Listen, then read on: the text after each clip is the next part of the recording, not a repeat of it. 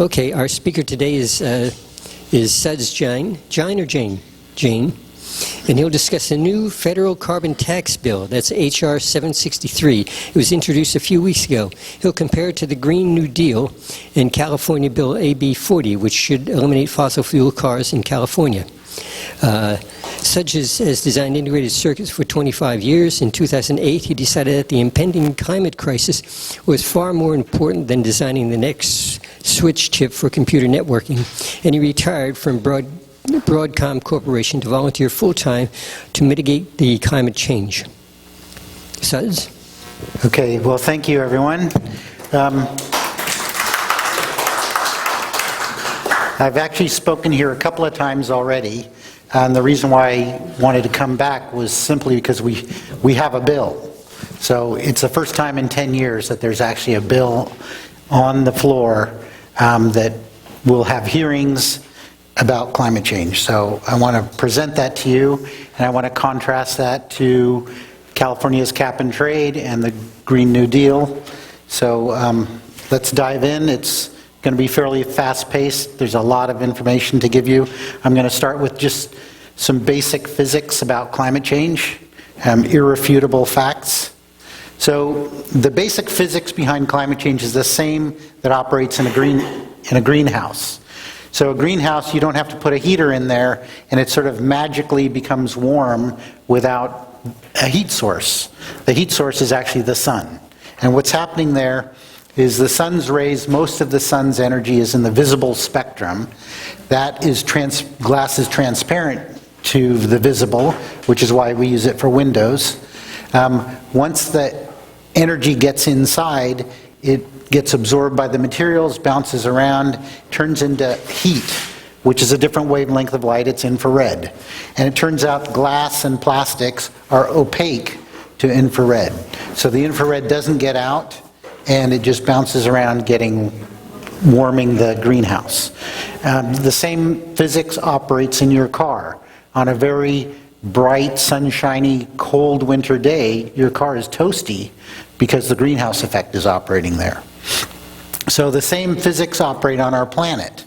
The visible light from the sun comes, hits the surface of the planet, and it gets re-radiated back into space as infrared. Now, as you add carbon dioxide has similar properties to glass, where it's transparent to visible light, but opaque to infrared. So it's like we've wrapped our planet in a layer of glass as we're emitting 45 billion tons of carbon dioxide in the atmosphere every year. So we've actually created a greenhouse around our planet. The interesting thing is that we have ice cores. So in Antarctica, the ice really doesn't melt. So we have ice that's actually 2 to 3 miles deep, thick. And so we can drill into that the ice and extract these cores and look at the CO2 levels. And if you look at oxygen isotopes, you can tell how cold it was when it snowed. So if we look at just CO2, in the past 400,000 years, this is multiple ice ages. So these are all ice ages, actually, and these are interglacials. So in the past 400,000 years, CO2 levels have never been higher than 300 parts per million. We're now at 410 parts per million. So we're actually out of the normal range that the Earth has experienced in the last 500,000 years. So that's pretty scary.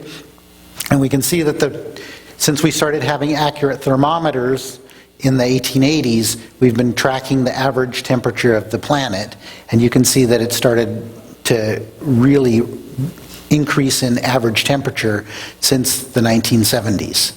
And what you see here is 2014 was the hottest year on record, then 2015 was the hottest year on record, then 2016 was the hottest year on record, and the only reason why 2017 wasn't the hottest year on record, because 2016 was an El Nino year. So the average temperature is warmer in El Nino years. So some of you are familiar with the Bulletin of the Atomic Scientist. This is the doomsday clock, and depending on the nuclear threats and other threats to the planet, they sort of predict how likely we are to, somehow blow ourselves out of existence. And so the clock, these are the number of minutes before midnight. And you can see in 1991, we had the most, we had almost 17, it was very peaceful. We had almost 17 minutes before midnight, but it's been dropping pretty steadily since. And now we're basically at the same level as we were in the 50s in the height of the Cold War. So, and the threats that they predict are threats of nuclear war and climate change. That's what the scientists are saying. We're 2 minutes before midnight, and it was reduced by half a minute in 2018. Okay, so recently, October of 2018, the IPCC was tasked to look at the effects. For a long time, the IPCC has been looking at the effects of 2 degrees Celsius temperature rise. But we're already seeing at 1 degree Celsius a lot of disastrous effects of climate change. So they were tasked with looking at, well, what would it be like at 1.5 degrees of temperature rise? And they're saying at current rates of emissions, we only have 11 years before we hit 1.5 degrees of temperature rise. That's 2.7 degrees Fahrenheit, okay? And so right now we're at 1 degrees. We're already seeing record-breaking storms, forest fires, droughts, coral bleaching. The northern part of the Great Barrier Reef is already 90% bleached, and that's due to high ocean temperatures. What happens is when the ocean temperatures get high, the corals get kind of unhappy, and they eject the algae, the symbiotic algae that basically are trapping energy and feeding the corals. And when they eject the algae, they basically starve to death. So that's the coral bleaching that we see. So what happened was this special report on global warming of 1.5 degrees looked at 6,000 studies, and they said that we could hit that level in 11 years. Now it turns out that every molecule of CO2 that we emit has an average lifetime in the atmosphere of about 500 years. And so every molecule, if we burn something and that molecule of CO2 goes up in the atmosphere, it's going to continue to trap heat for 500 years. So if we just stopped burning all fossil fuels emitting any CO2, we've already baked in 1.5 degrees. We're at 1 degree now, but we've baked in 1.5 because all that CO2 is going to continue to trap heat for 500 years. So, but at the rate that we're emitting, we really only have, at the rate of temperature rise that we have now, we have 11 years left to hit 1.5 degrees. So, okay, now climate change is very expensive, okay? The cost of the U.S. economy is at least $240 billion a year has been for the past 10 years. In 2017, we had 3 major hurricanes. Harvey was 86 to 108 billion. Irma was 64 to 92 billion, and Maria was in there. And we had Katrina earlier. So it's very expensive, and that will come into play when we talk about the Green New Deal. So in some parts of the world, the temperatures are hitting 129 degrees. If you go outside, you will die if it's not dry enough and you're not hydrated enough. Your body can't process that much heat. And you know that at just 104 degrees of fever, you're in bad shape. So, all right. A little bit about Citizens Climate Lobby.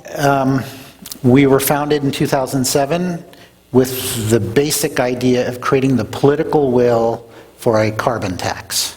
So we believe that the pollution is a failure of capitalism, because the way we define GDP and economic growth is we don't account for the negative externalities.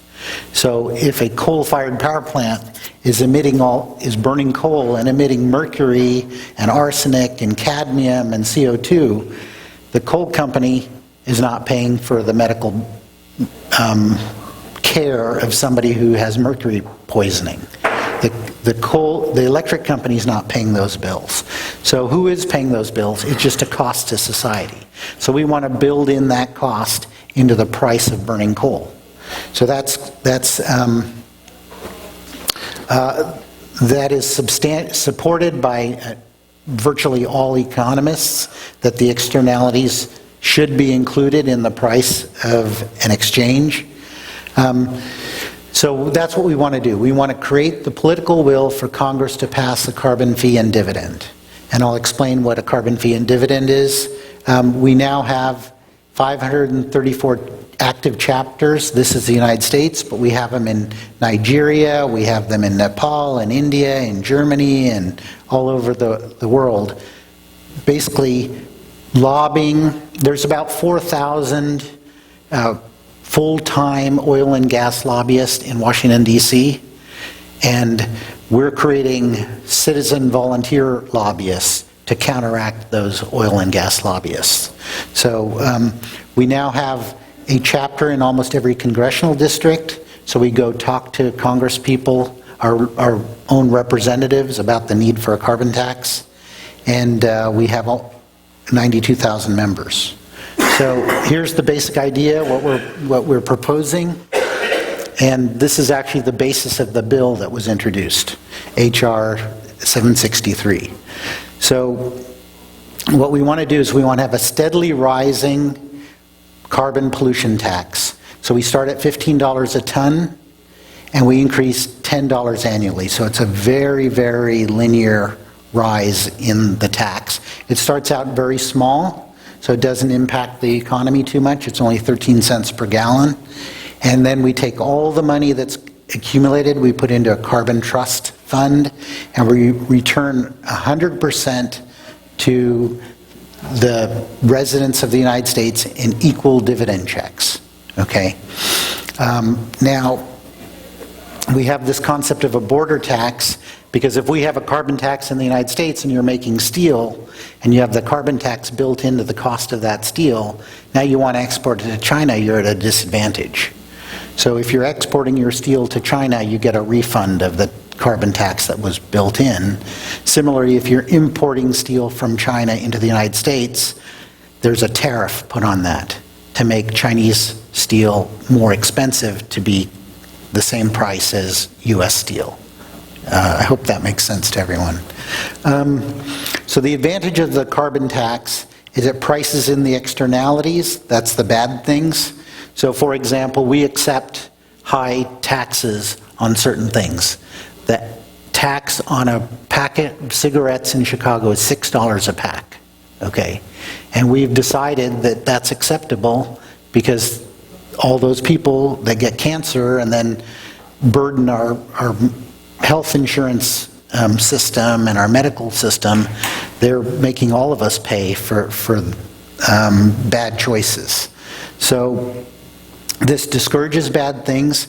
The advantage of this is it doesn't grow the size of government. So a lot of conservatives and libertarians, they don't like any regulations. They don't like favoring any particular businesses. They don't want to favor solar over nuclear. So we're not getting involved in any of that. It doesn't grow the size of government, doesn't bet on technologies, it encompasses all fossil fuel use, and it turns out that families in the lowest 60% of income brackets come out ahead. And here's why. A large part of your carbon footprint is due to the amount of stuff you buy. And wealthy people buy a lot of stuff, they take a lot of European vacations, they have very large carbon footprints. So they're paying in a carbon tax, but they gave the same check that somebody who lives in San Francisco and takes public transit, someone in an apartment in San Francisco and takes public transit, they all get the $400 a month check. So the wealthy people are paying more in carbon tax than the low income people. So it ends up being a progressive tax. The other advantage that is sort of non-intuitive is that a lot of people think, well, rural people, they drive long distances. They have to drive to the supermarket long distance, so they're going to be unduly burdened by a carbon tax like this. Turns out rural people tend to be fairly low income. They don't buy a lot of stuff, and a lot of your carbon footprint is in the stuff you buy.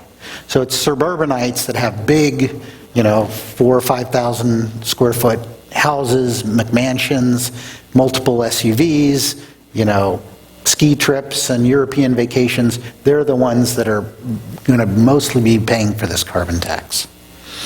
Okay.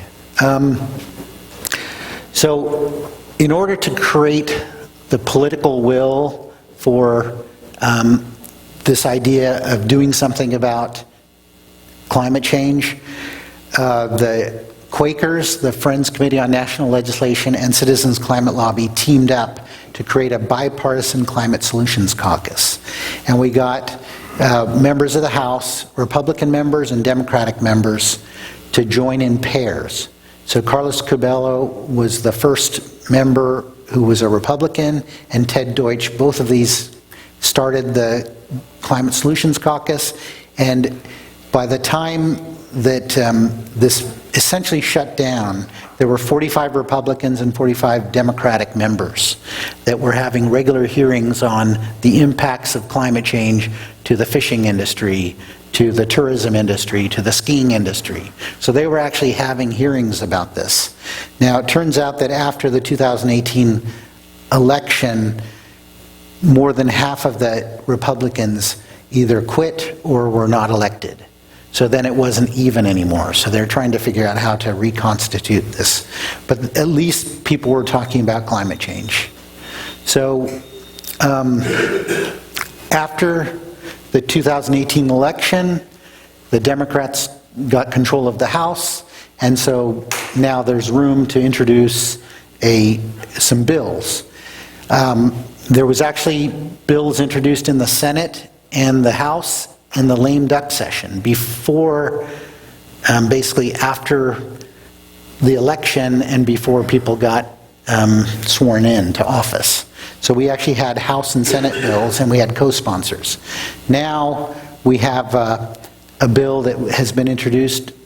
Ted Deutsch of Florida is the main sponsor, but there are 6 original co-sponsors, among them Anna Eshoo here in Northern California. There are currently 26 co-sponsors, and there is no bill in the Senate yet. We're expecting that there will be a bill in the Senate. But it's almost identical to the Citizens Climate Lobby proposal. So it's basically $15 a ton, increasing $10 a ton. These numbers are inflated by inflation.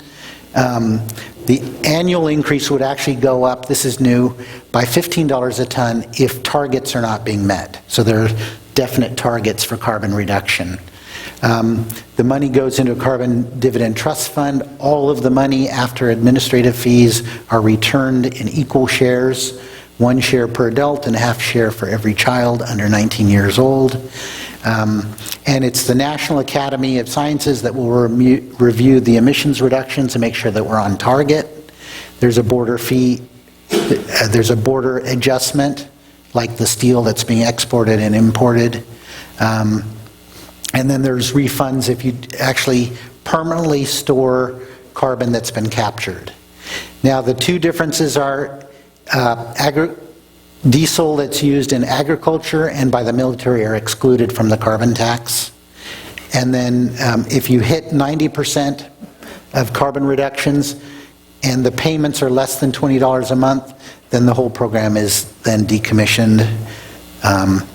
Now the biggest problem, and we've actually lost some Citizens Climate Lobby members over this, is it suspends regulations of fuels and emissions based on greenhouse gas effects, which means that there was a thing called the Clean Power Plant, which limited the amount of CO2 that could be emitted by power plants, like electric generation power plants. we can no longer limit CO2 emissions from power plants if we adopt this. What we can do is we can control other pollutions. We can control mercury, we can control particulates, we can control cadmium, but we can't control CO2 or greenhouse effects. And so a number of CCL people have left or are not in support of this simply because they don't want to give up any regulations that we could use as another lever to reduce carbon emissions. So now this bill, when CCL first proposed the carbon tax at $15 a ton, increasing by 10 in 2014, we engaged with this company, Regional Economic Modeling Incorporated, which is a very well-respected economic modeling company. They do models for McKinsey and Company. So what they determined was that it would actually increase the number of jobs over business as usual. And the reason is that fossil fuel extraction is extremely capital intensive. There's very few jobs created. Even when they build this pipeline, they were talking about the XL pipeline, it would create all these jobs. Well, in constructing of the pipeline, it would create thousands of jobs.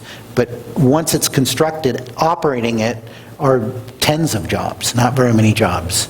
So, but it turns out to have somebody climb on your roof and install solar is very labor intensive. It creates many, many jobs.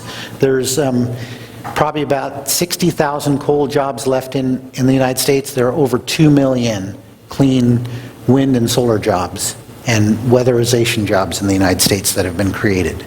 So carbon reductions, this would be business as usual, this blue line. With the carbon fee and dividend, we would actually have reductions of CO2 by 50% in 20 years.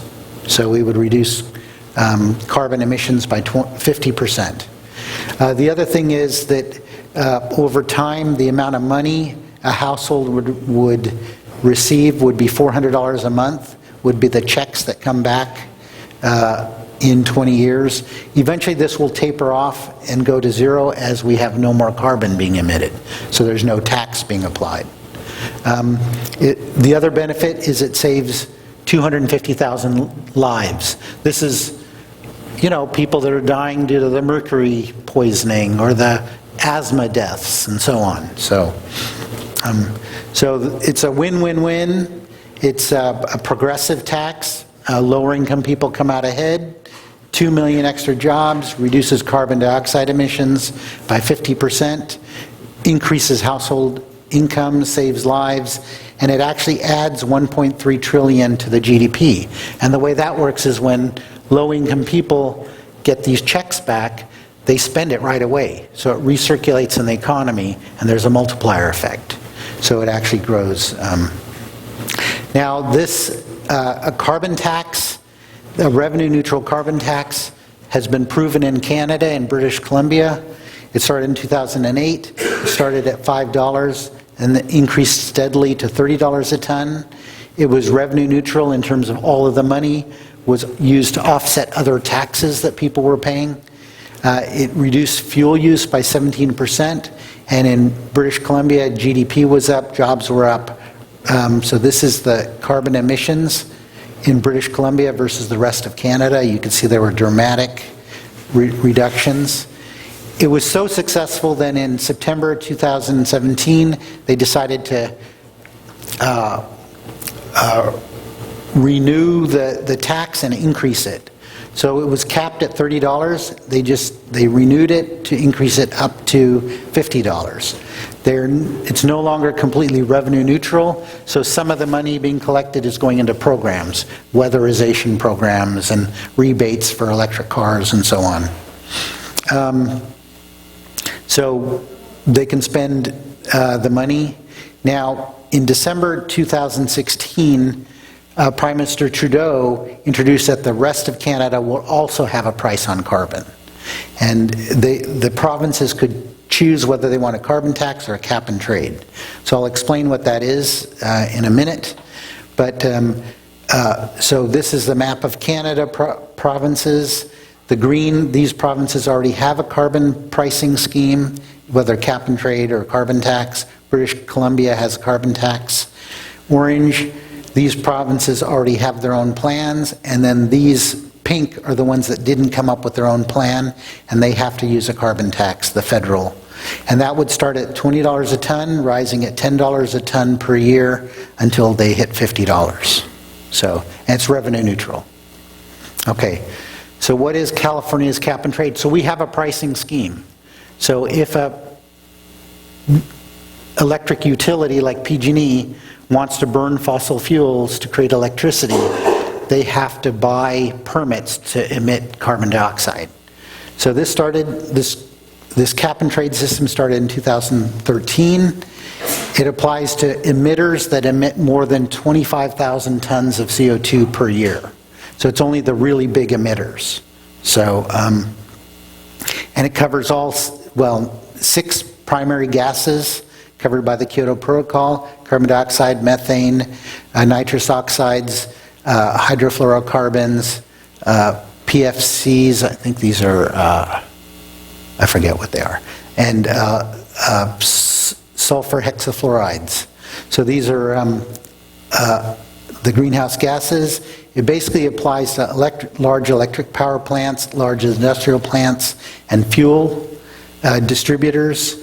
It really only affects about 450 businesses that are responsible for 85% of our greenhouse gas emissions.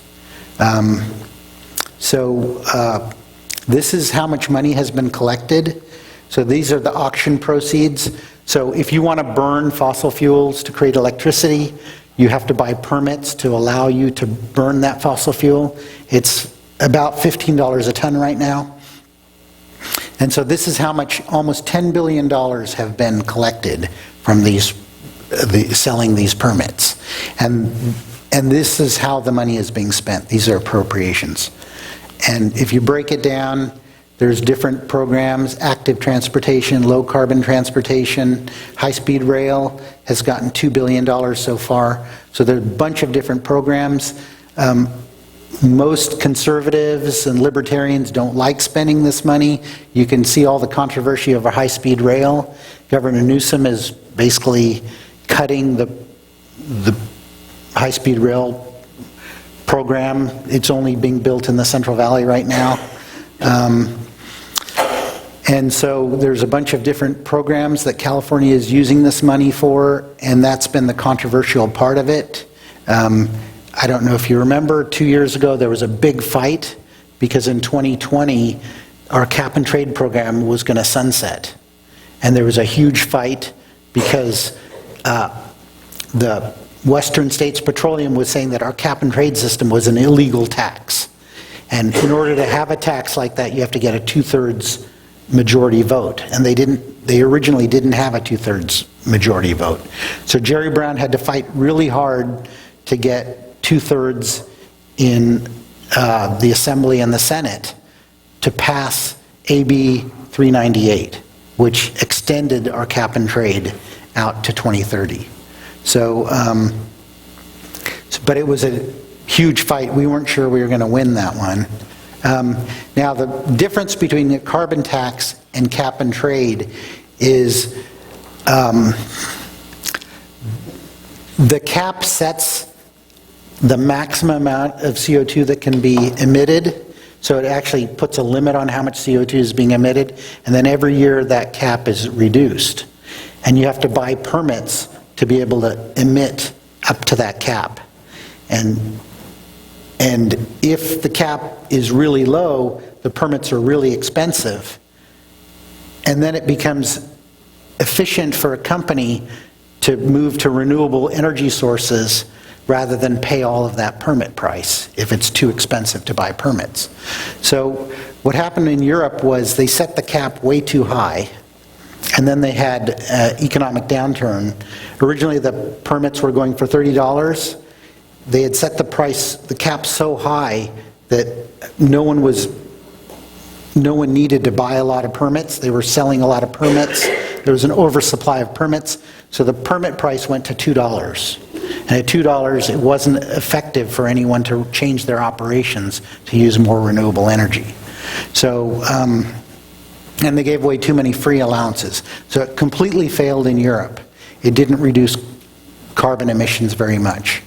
The other thing was that if you buy permits more than you need, you could trade them. You'd sell them to a broker in Wall Street, and then that person would sell them to somebody else. Well, that would allow Wall Street to game the system. They could collect a whole bunch of permits and just hold them and speculate on the price and try to get the price to be too high if they've captured all of the permits. So Wall Street was actually really in favor. The Waxman-Markey bill, which we had 10 years ago, Wall Street was pushing that because it allowed for Wall Street to make a lot of money by buying and selling permits. Then there's extreme price volatility. If the economy is humming along and you're building a lot of stuff and burning a lot of carbon and you hit the cap, then prices for the permits are too high, and it puts a damper on your economic growth of your company. So in California, it only applies to electric generation and refining, which is only 85% of our use, so 15% is not covered. And then we allow for offsets. So you can actually, if you're emitting a lot of carbon, you can pay for a lot of trees to be planted, and that offsets the carbon that's being emitted by your operations. The problem is it's very hard to monitor, and then if you're planting a forest and then you have a big forest fire and it burns, you've released all that carbon anyway. So there's a new proposal that came out this week, which is a cap and dividend. It's basically like California's cap and trade, so you set a cap. The cap drops by 5% per year. And what you have to do is you have to buy permits to allow you to emit carbon. We take all that money and put it into a trust fund, divide it equally among residents, and so it's like the carbon tax, but it's actually a cap. And some people like the cap because you know the maximum amount of carbon that's being emitted. With a carbon tax, there's no cap. You just pay more to burn more. So if you haven't set it correctly, you can actually cause a lot of carbon to be released. So, so what is the Green New Deal? So the Green New Deal isn't really a program, okay? All it's asking for is it's asking for Congress to consider, to study what a Green New Deal would be. So there is no Green New Deal, okay? But it's a World War II style mobilization. Some of you may recall that from 1941 to 1945, not a single car was made in the United States, okay? Tires were rationed, sugar was rationed, gasoline was rationed, because we had a mission to win this war. Well, there's a bunch of people say that the climate crisis is that dire. I firmly believe that. And we need to have a World War II style mobilization. Now, one of the things about the Green New Deal is it has a lot of social justice components, okay? It has health insurance for everybody. It has free higher education for everybody. Upgrading all existing buildings in the United States, 100% renewable energy in 10 years. It's a very aggressive program, okay? But it's not defined yet, okay? These are just some vague goals for the Green New Deal. Now, one of the things that they're trying to do is they're trying to form a 15-member House Select Committee, and the Select Committee shall complete the plan for a Green New Deal by a date no later than January 1st, 2020. So that's all they're asking for, is a committee to come up with the details of a Green New Deal, okay? So there's all of these other things, achieving net zero greenhouse gases, establishing millions of high-wage jobs, investing in infrastructure and industry, clean air and water, promoting justice and equality. These goals in a 10-year national mobilization effort, smart power grids, upgrading all existing buildings, removing pollution and greenhouse gases.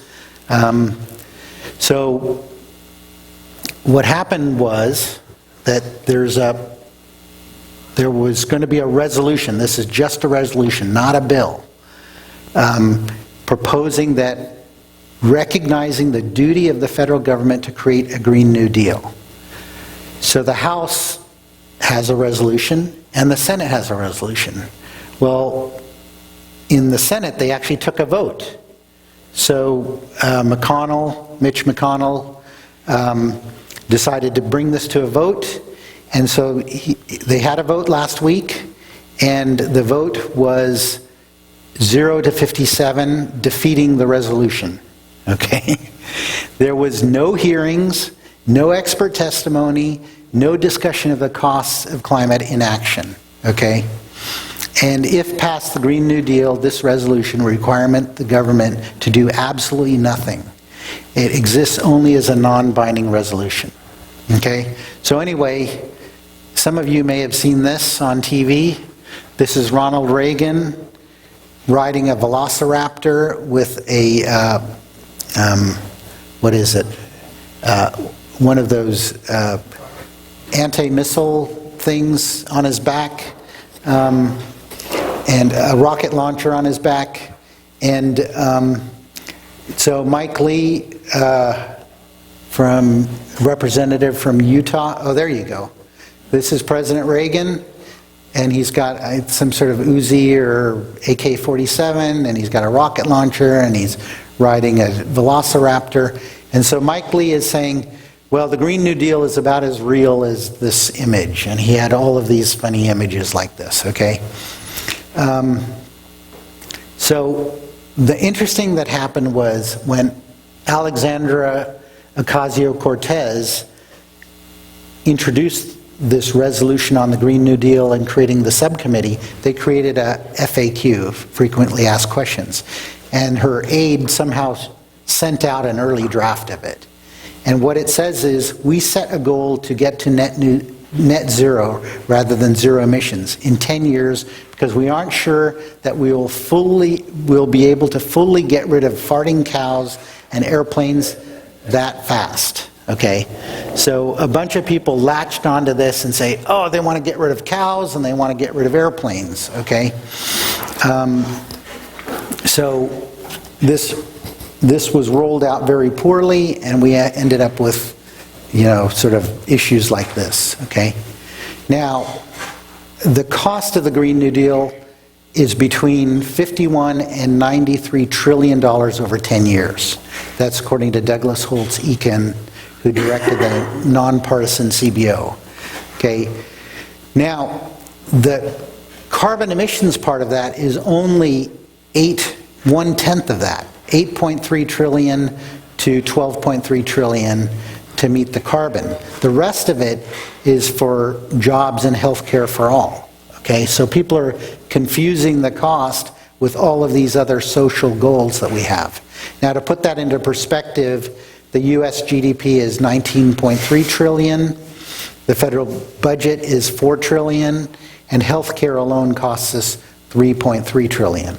So some people are saying that Medicare for all would cut the cost of our medical costs in the United States by half. So that means we would be saving 1.6 trillion per year. Times 10 is 16 trillion just in medical care costs would be saved with this Green New Deal. And then there's all the other infrastructure and jobs. So now, the interesting thing about it is, even though the Green New Deal is kind of dead, it has actually gotten a bunch of Republicans to start thinking about climate change and actually coming out and making statements about climate change. So we have Florida Congressman Getz. He says climate change isn't something people get to choose or believe it's not. It's happening. So he's making statements like this, okay? And then Lamar Alexander, then after the Green New Deal is introduced, he's saying he wants a new Manhattan Project for clean energy. So we actually have opened the conversation to both sides talking about handling climate change. Now, it turns out that we have conservative economists that support the carbon tax, and Secretary George Shultz says, well, it's not a tax if the government doesn't keep the money, and then Greg Mankiw says, tax those things we want to have less of. That would be cigarettes and fossil fuels, okay? There is a conservative group headed by Ted Halstead. It's called the Climate Leadership Council. They're basically proposing the exact carbon tax that CCL is proposing, and they actually have a bunch of oil companies behind them. They have these Ben Bernanke, Stephen Chu, Stephen Hawking, Ted Halstead, Greg Mankiw, Laurene Powell-Jobs, a bunch of people supporting their proposal. My biggest problem is that their proposal absolves fossil fuel companies of any liability for disinformation efforts. So as you recall, the tobacco companies had been basically funding fake science to basically confuse the public about the effects of cigarette smoking and cancer. And so the Germans knew in the 30s that cigarette smoking causes cancer. We didn't have the first non-profit, the non-smoking restaurant in the United States until 1974. So 40 years later, it took that long to have a non-smoking restaurant. In the end, you had all of these heads of these tobacco companies testifying in front of Congress saying they didn't believe that nicotine was addictive. And because of that disinformation campaign, they were fined collectively $200 billion over 25 years, which didn't actually put the tobacco companies out of business. So the Climate Leadership Council collected signatures from 3,500 economists, and they put January 17, 2019, they put a statement in the Wall Street Journal saying that all of these people say that a carbon tax offers the most cost-effective lever to reduce carbon emissions at the scale and speed that is necessary. So these are some of the economists: Alan Greenspan, Robert Shiller, George Shultz, Robert Merton, Ben Bernanke. So we have Dan Kahneman, a lot of very famous economists, Nobel laureates. So this is the cost to society of catastrophes until 2100. Could hit as much as 8% of our GDP if we do nothing.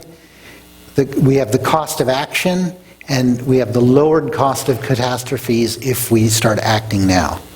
So some of the good news is that prices for renewables have come down dramatically and are predicted to continue going down. So wind prices have come down 66% over the last 7 years. Solar prices have come down 85% over the last 7 years. Cost of batteries for electric vehicles, just in 2000, so 20 years ago, they were at $1,600 per kilowatt hour. Now they're down to 1/16 that. Well, they're predicted to be, right now they're down to $273, which is 1/5 of that. And then they're, at this point, by 2025, we're expecting that electric vehicles will be cheaper than internal combustion vehicles. So that's 6 years from now.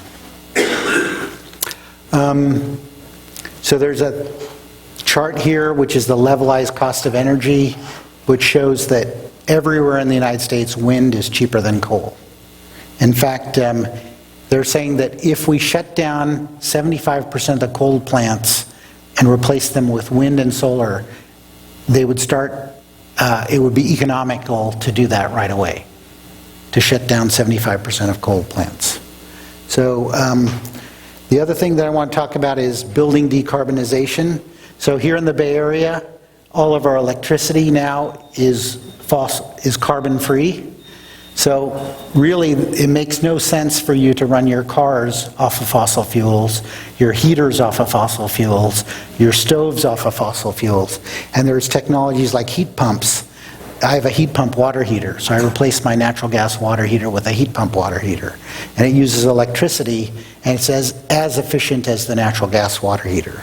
So what we've noticed is that we've decarbonized our electricity sector power, and now it's the amount of CO2 being emitted by electricity generation is dropping dramatically, and transportation has now surpassed that. So now we want to electrify our transportation. So that's why there's a law saying that I think by 2030 all buses in California will be electric. So that's all I had. Are there questions?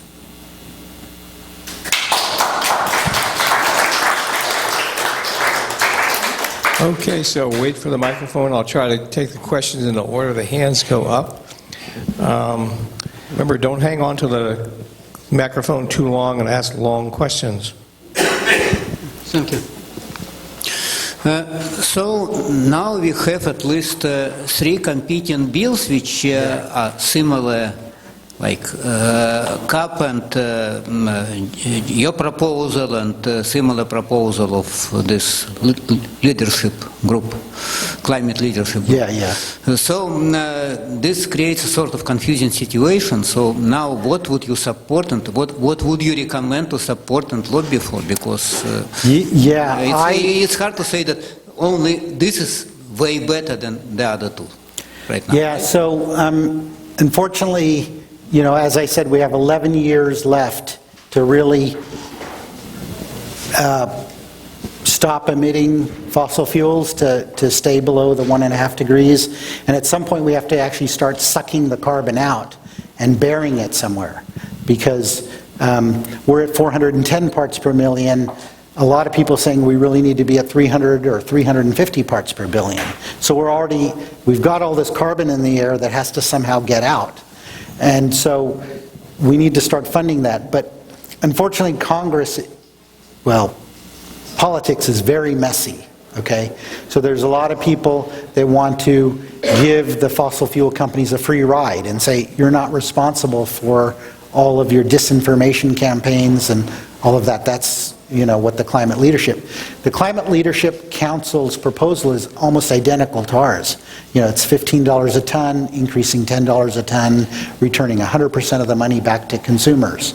There are just small differences in that, and I'm going to relegate that to the sausage making of Congress. So there's trade-offs that Congress is going to have to make to try to get something passed, right? I just want to get something passed as soon as possible. Now, the cap and dividend is a new proposal. Citizens Climate Lobby doesn't support that one, but it would have basically similar effects in terms of reducing carbon. The Green New Deal is a very, very aggressive proposal that requires a lot of big government, right? Which I don't think we're going to get passed through the Senate or the President if you're going to grow government to be that big. So while I agree with the goals of it, I just don't see that it's going to get passed anytime soon.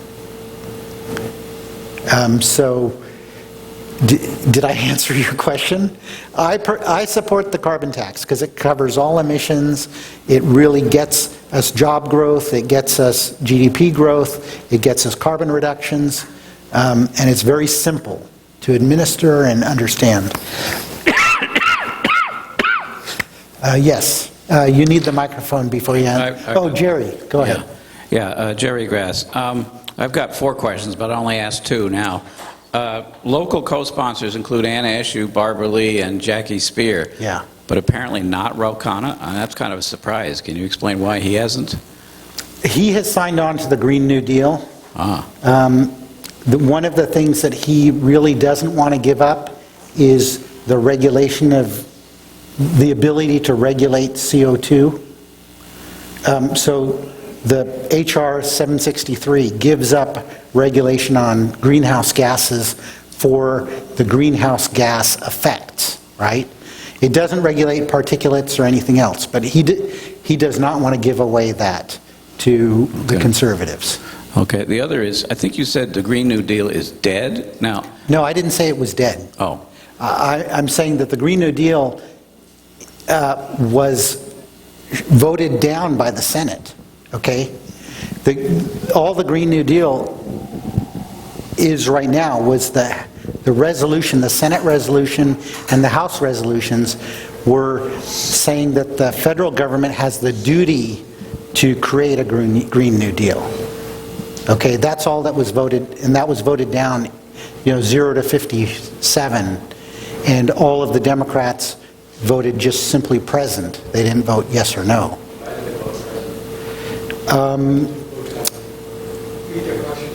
Okay, so when Mitch McConnell brought up the Green New Deal, the Senate resolution establishing the duty of the federal government to consider a Green New Deal, 57 people voted against it and 43 people voted present. And the reason why they voted present was because they didn't want to they didn't want to say that they're voting on a Green New Deal not even knowing what it is, right? And it needs to be fleshed out. They want to create this select committee to define the Green New Deal before they actually vote on it. They didn't have any, there is kind of a protest vote because there were no hearings, there was no expert witnesses, there was nothing. They just had a vote. So, yes. I've got two questions, or actually one comment and one question. On the carbon tax, you say that 100% of the money will be returned to the people, and yet in your slides, you say there's an 8% administrative fee. So actually, what you should be saying is that 92% of the money would be returned to the people. So it turns out that there's a federal law called PAYGO, and the PAYGO law, first, when you get your dividend check back, it's taxed, okay? So you're not really getting back all of the money because it's taxed. But there's a federal law saying that a bill is considered considered neutral or revenue neutral if the administrative fees are taken out of it and that the dividends are taxed. So it's a law, you can look it up, it's called PAYGO, P-A-Y-G-O. And so now it's the amount of administration that is taken out is 8% in the first 5 years, then it goes down to 2% max after that, okay?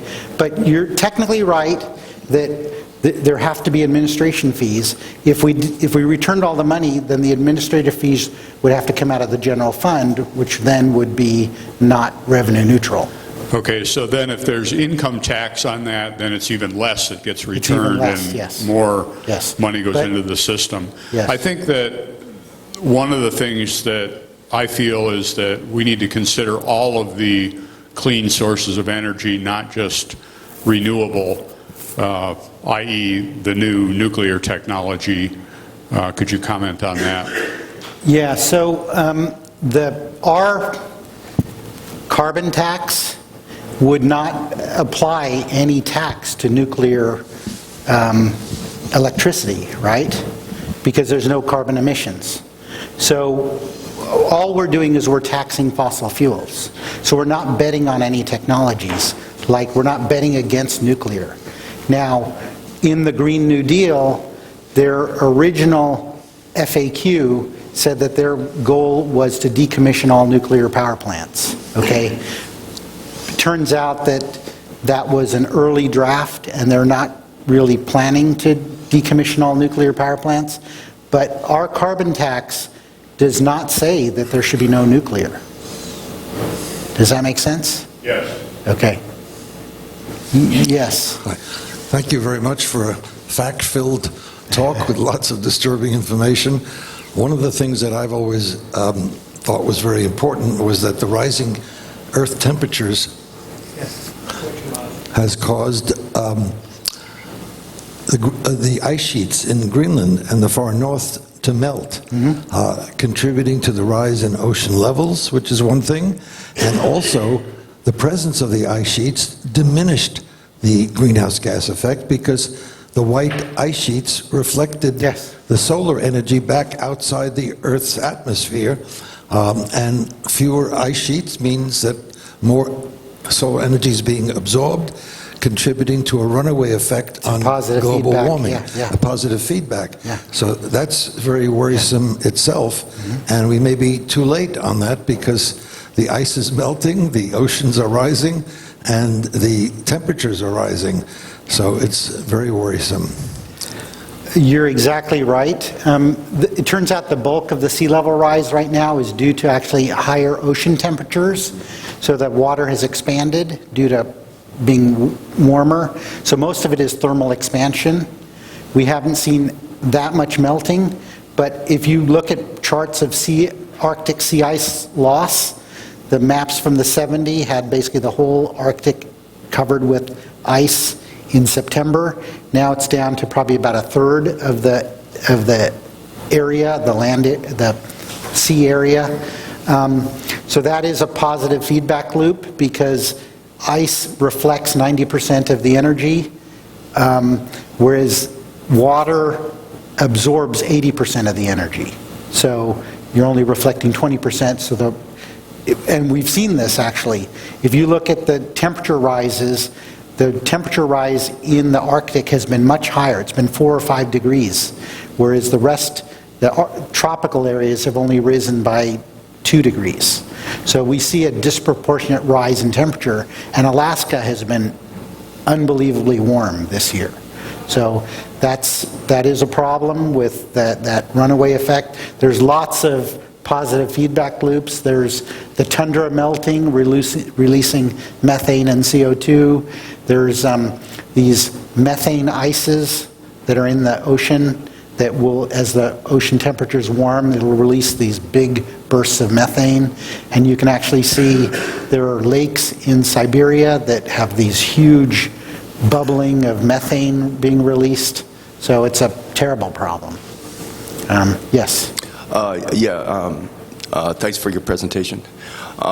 You say there's a lot of positive feedback. There's also a huge negative feedback, and that's water. Yeah. Okay. Now, let me put you on the spot a little bit. Yeah. Okay. What is the percentage of CO2 in the atmosphere?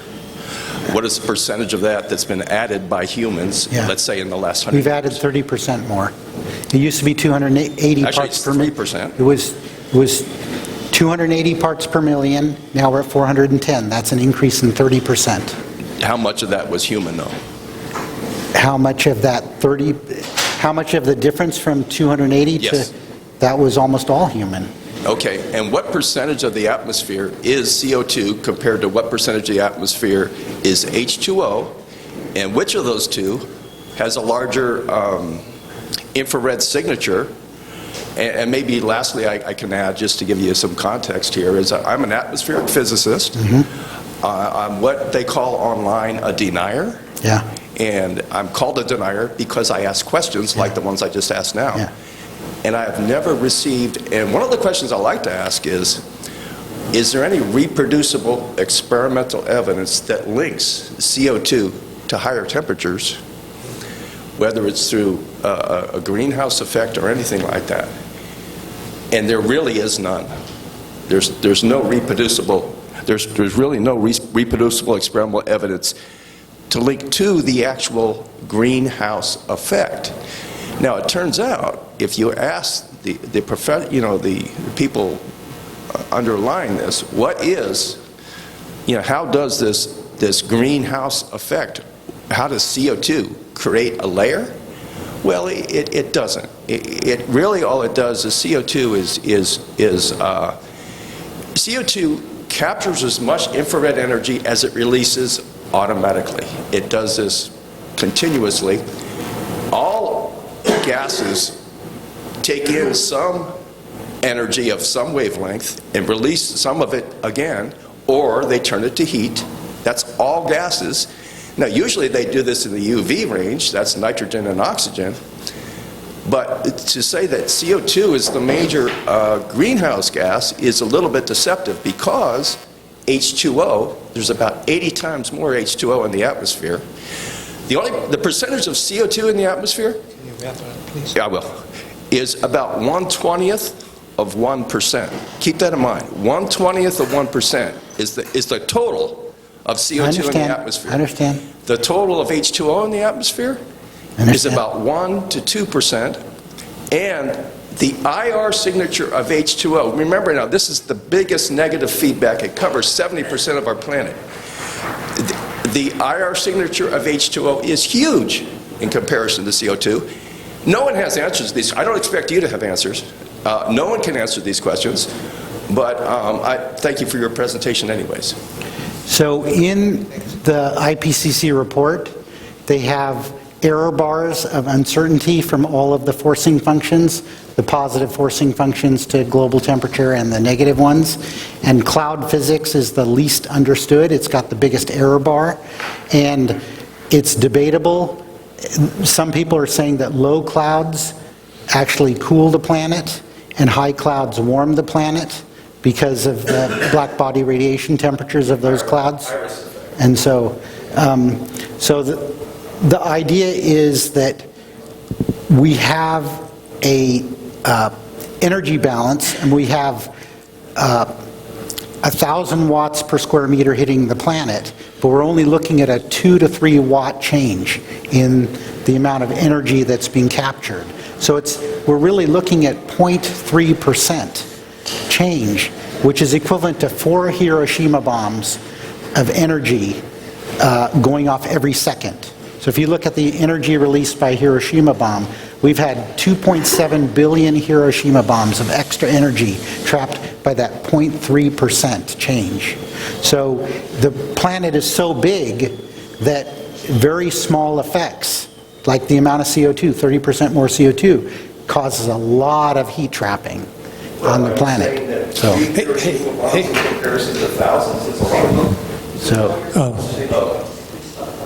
yes. So I have, I guess, 1.5 questions. My first question is, the carbon tax is considered to be enough to do the changes that are necessary, or is there considered to be more to do? It is not enough, but it makes a huge dent in the problem. So it gets us to 50% reductions in 20 years, okay? Really, we need to have 90, that's what the Green New Deal does. It gets us to basically 90% reductions in 10 years, right? But it's such a big lift that, we've been working on the carbon tax, and the carbon tax is something that, again, we believe that conservatives and libertarians are willing to accept, because it's not growing the size of government, and it's not betting on any programs, it's not discounting nuclear. So, but we've been working on it for 10 years, and we still can't get it passed. It seems like it would be such a easy lift. So I agree we need to do more than the carbon tax, but at least it's a start, and we can modify it as needed, right? Okay, The thing about the HR 763 over the Citizens Climate Lobby proposal is the Citizens Climate Lobby proposal had a 10% increase every year. The HR 763 will increase that from 10 to 15 if we're not meeting our targets. Okay. So it actually makes it steeper. So my other point, just to mention something, is that there is data going back to the 1880s on carbon levels in the atmosphere. There's also glacial data going back to a couple 100,000 years on carbon relation to the temperature of the atmosphere.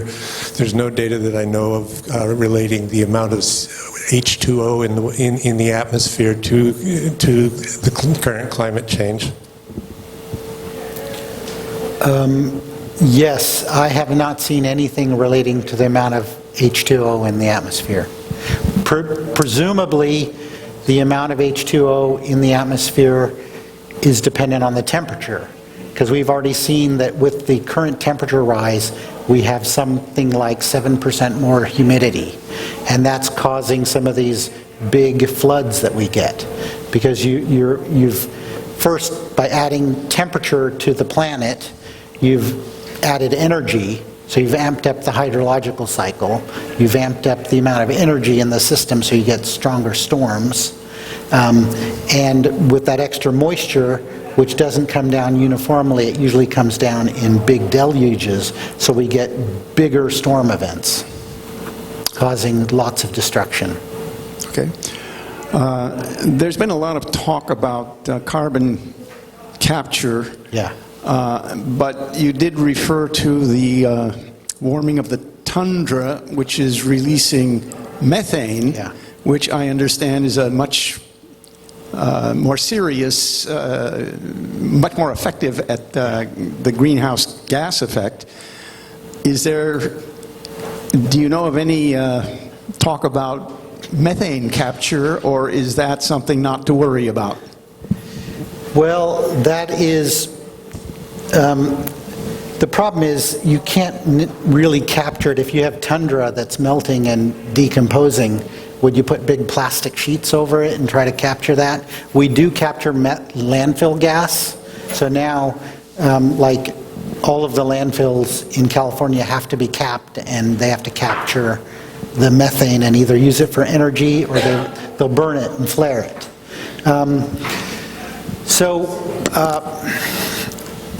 The Green New Deal talks about, there's some people who believe that animal agriculture contributes between 18 and 50% to our global warming. And the difference there in those numbers is that methane is 80 times more potent at capturing heat than CO2. But its lifetime in the atmosphere is not as long. Its lifetime in the atmosphere is less than 50 years. So CO2 lasts 500 years. So every molecule of CO2 will continue to trap heat, so that the time-integrated heat capture of CO2 is 20 times less than methane. So every molecule, over the long term, methane traps 20 times more heat per molecule than CO2. So we're actively trying to reduce the amount of methane that's being emitted by trying to limit the amount of leakage that we get from our pipelines, and we have a fair amount of leakage from pipes. And that's why I'm all in favor of decarbonization, to basically get rid of all the methane infrastructure in the United States and go all electric, driven off of geothermal and nuclear and wind and solar and so on. So to answer your question, is we're very actively trying to limit methane. A lot of people thought that methane was kind of this bridge fuel. So methane is cleaner than coal. So, and with fracking, we were able to reduce methane prices so much that it basically made most of the coal non-economical. So we've been decommissioning, I think the Sierra Club says over 200 coal-fired power plants have been decommissioned in the United States in the last 20 years. And almost all of that has been replaced by combined cycle natural gas plants. But at some point, wind and solar is coming down, becoming so cheap that even combined cycle natural gas plants will no longer be economical. Does that make sense? Okay. Okay, so we've hit 12:15, so questions and answer period's over. Let me give our speaker another hand. Okay.